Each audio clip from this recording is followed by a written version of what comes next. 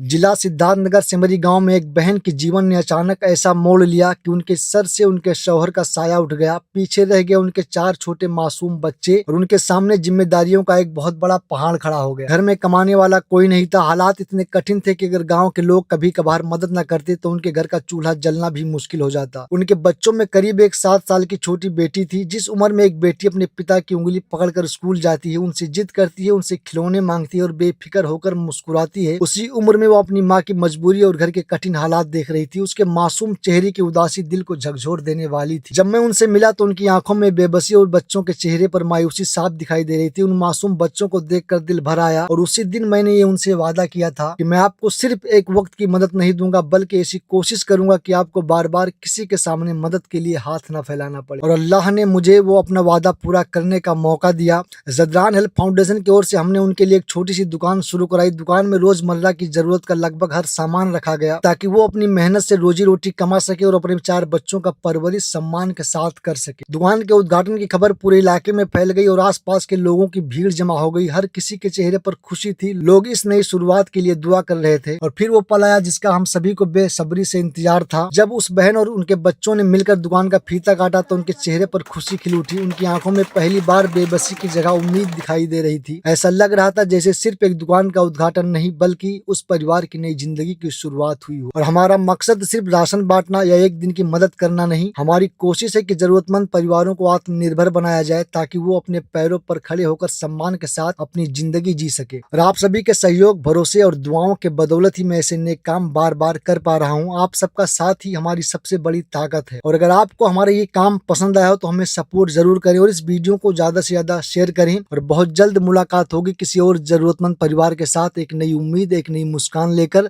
तब तक अपना ख्याल रखिए और दुआओं में मुझे याद रखिए। जय हिंद, जय भारत।